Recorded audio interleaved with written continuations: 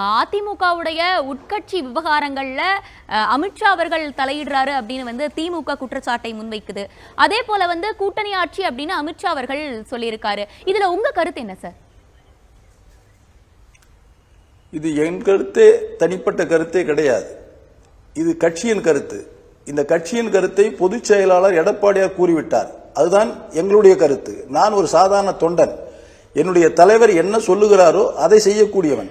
நான் தனிப்பட்ட முறையில் இந்த கருத்தை சொல்ல முடியாது. ஏனென்று சொன்னால், ஏற்கனவே எங்களுடைய கழகத்தினுடைய பொதுச் போட்டதற்கு கூட எடப்பாடியார் அவர்கள் தெளிவாக சொல்லிவிட்டார்.